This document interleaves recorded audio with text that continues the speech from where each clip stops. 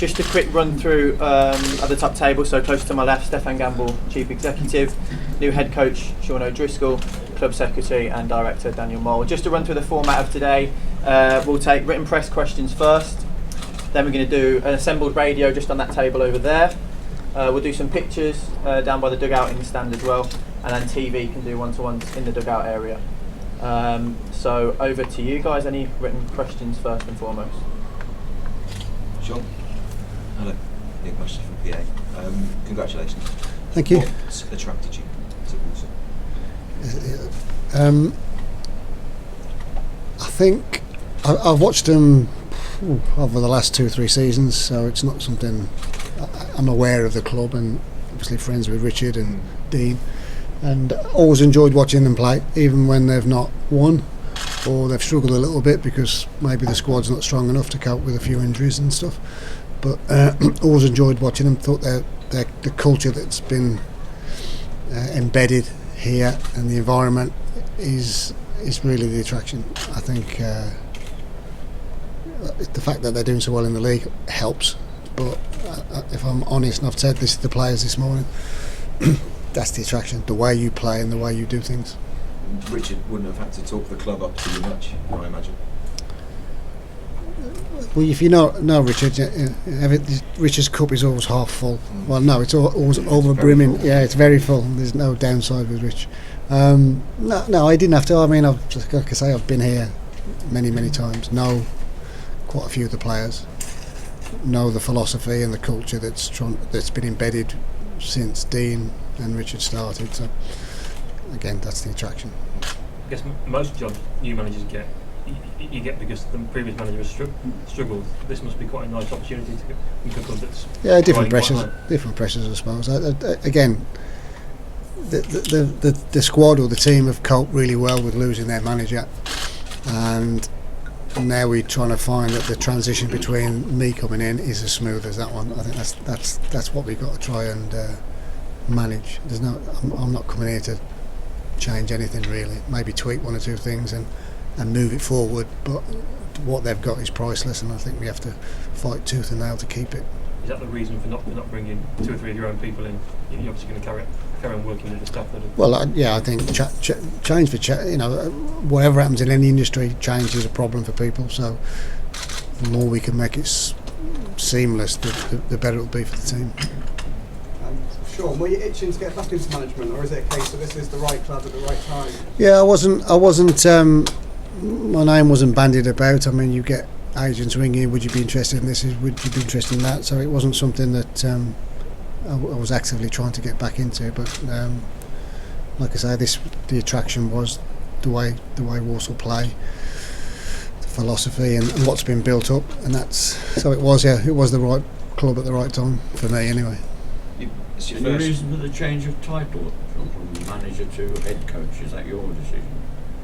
I mean that's something that we, as Sean's already elaborated, what we've got at the moment is really good, and we don't want to change too many things.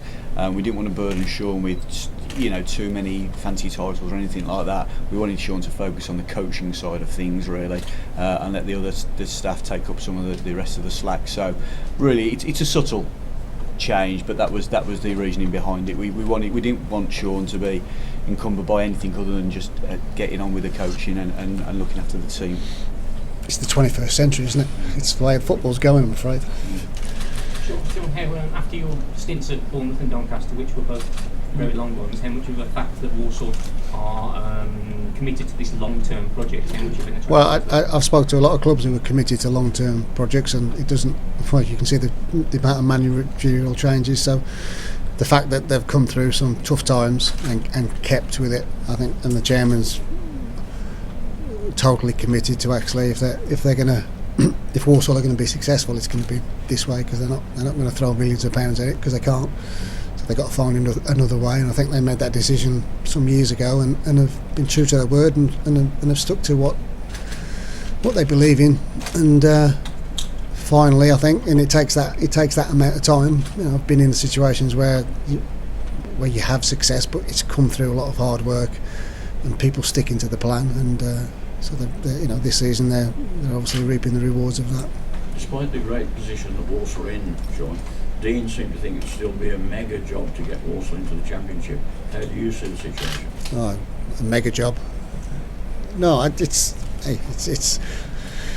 you want to win every game you play, and the only certainty in football is you won't. So you'll lose games, and you know I've watched Walsall, like I say, and you know we lose one or two key players, and people lose form, then it's a struggle. But what they've got this season is youngsters that have come through the system that maybe last season or the season before weren't ready. They've stepped into the breach and done really well. So hopefully, you know, that will give you a better chance. But it's still a club that's punching above its weight, and there's some big hitters in this league.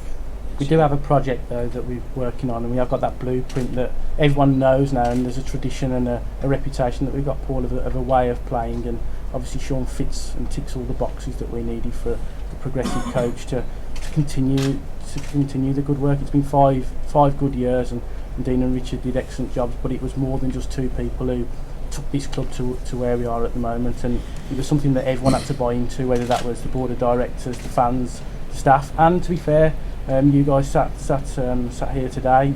We all bought into something that we all believe in, and we're at the next stage now, and we believe that Sean's the man to continue that good work.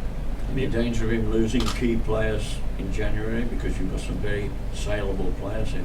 Yeah, we have got saleable players, but when you are successful, you are in a position where clubs will look at your players, and that's where we want to be. In that sense, we've got a squad of players together that we want to keep together. Have you met the players yet? Yeah, I met them this morning. Like, to be fair, I know most of them. So, and I was here about 6 weeks ago, just you know, on Richard's invitation, just to come and have a look, and so I'd sort of been there, so it wasn't such a a change for them. How did you find them? Because they've obviously been through some upheaval with losing the manager and the assistant manager, and yet they've kept results pretty good. I think that's credit to the staff that have stayed on. To be fair, I think having the game I think it was the Monday that Richard and Dean went, and they played on the Tuesday. So I think that quite helps. You haven't got that long wait and worrying about what's happening, and I think they've kept everything really as it was. And it's a great, because it's been so strong what they've built up. It's not going to fall away overnight. You know, then it wouldn't be as good as it is. So like I said, we've just got to make. Some of them have only known Dean and Richard, so some of them have been around clubs and they know. You know, it's just the same old. But we have to make that transition between a new person coming in, and like I say, I'm not here just to rip everything up. It's pointless. It must be nice for you though. I mean, you're obviously a close friend with Richard and also with Dean to be able to have the chance to come in and continue their work and maybe finish the job. Yeah, again, that's the attraction, I suppose. That's you're not fighting to try and change a culture and instill something. It's already here. People want it, so you can add things to it and tweak it the way you want it, or not. To listen to people and go, well, can we do this? Can we do that? What do you think the players would be happy with if we change this? So I'm not. That's going to be the balancing act for me, not to sort of rein it in a little bit and go, well, I'd like to do this, but maybe that's a little bit too much for them at this particular time. But we'll certainly stretch them. They'll play better not when they're under pressure and they're scared to play. But pressure brings out the best in people, and as long as we can keep that going, then hopefully the performances will follow. Since your last job in club management, you obviously worked with the FA and also been at Liverpool. How have those two jobs kind of helped you and enhanced you? Yeah, the FA job. I mean, they're trying to instill something into an England DNA, a way of playing. And whatever they do, they'll get criticised for. But the philosophy behind it is sound. To actually go well from under 15s right through to under 21s, and hopefully the senior squad. There's a way of doing things. Might look different at each age group with the different set of players that you have. So it's not carte blanche. This is what we do. But they're forward thinking and trying to. How do we win a World Cup? How do we win a European Championships when a lot of our players don't play regularly in their domestic league? So that's a challenge. So you see lots of things. I was privileged to see lots of different things, different coaches coming over, different lecturers from different countries. So that was really, for me, it was really good. But at that time, it was really good. And I'd never worked at Premier Division level, so I've worked in every division apart from the Premier Division. So to suddenly get a chance to, not just work at a Premier Division club, but a top professional club was a dream come true. Really, just sad it happened. It didn't last. It didn't last as long as we hoped it would. Even though it didn't last as long as you would have wanted, no regrets about. Oh, definitely. No. I don't think you can do. I think you see life at a different level, just because the amount of money that's involved. But you saw top professionals, and what makes a top team, top player successful is the same what will make a Walsall player or a Walsall football club. And it's not about money; it's about all the other things that attitude, honesty, commitment, desire, resilience are all priceless, but don't cost anything. I just wondered if you spoke to Brendan about going back into management. So for yourself, did you take any advice? No, I think Brendan's took a bit of a sabbatical, so I haven't been in contact with him. But what did you learn from him then? That you didn't know particularly before? I don't think it's just the whole experience. It's difficult to pinpoint something. I saw one or two training drills that I've never seen before with top players, thinking you have to be more complicated. No, you don't. They're simple animals. They just need, this is what we want. This is how we do it. Go on and do it.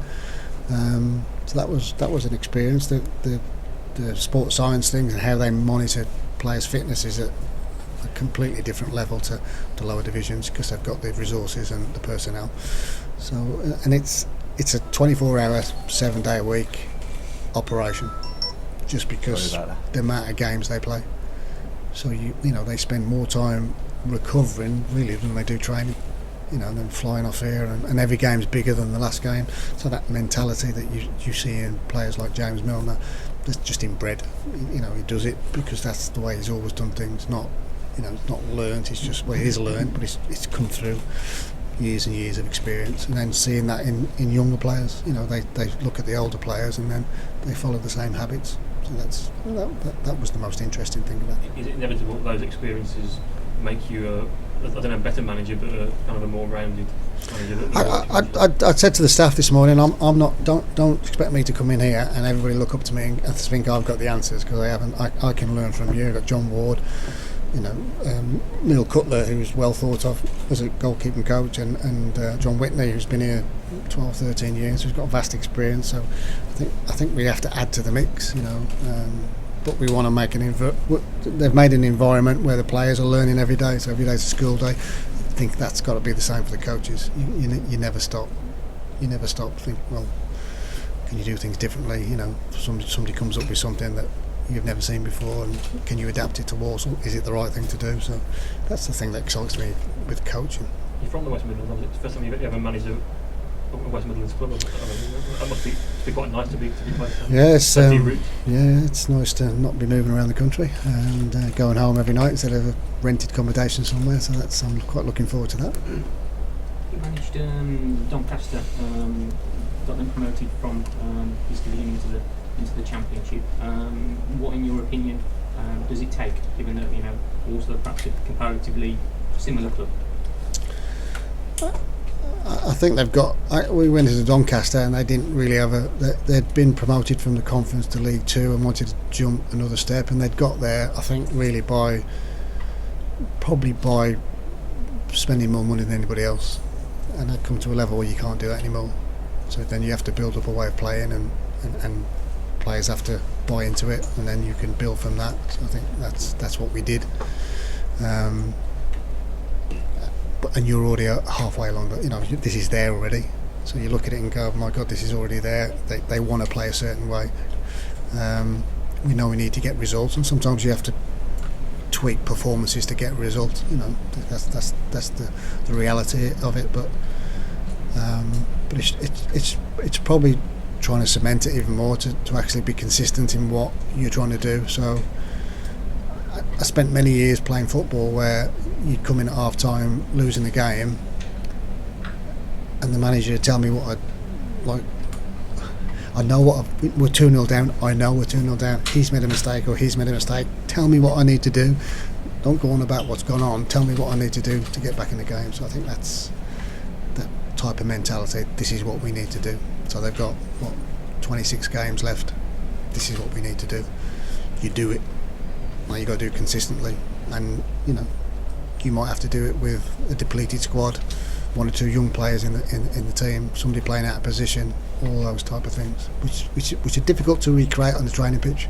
They're all more of a mental thing, so you've got to, in some senses, put them under pressure, put pressure that they enjoy and challenge to go, yeah, go on then, throw something at me and we'll adapt to it, which is what they want to do on the football pitch. Have you picked the team for Sunday? I haven't picked the team. No, the team. I think the team's been picked more or less, but it's not. The lads that have been here are more qualified at this minute into. Bradshaw likely to be fit? Sorry? Bradshaw, will he be fit? He's seen a specialist this afternoon, so after this press conference I'll go back to the training ground and see where he is. But I met him this morning, he's feeling confident, he's a bright young man. Your last managerial post at Bristol City was probably the first one where you didn't enjoy the success that you'd had before. Did you learn as much from that as you had learned from the success? I learned always have a relationship with the owner. That was the biggest lesson. Always have a relationship with the owner. So I spent 2 days with Jeff. Has he only given you assurances you're going to have the tools you need for the job, with the fact so many big players are being linked with moves away in January?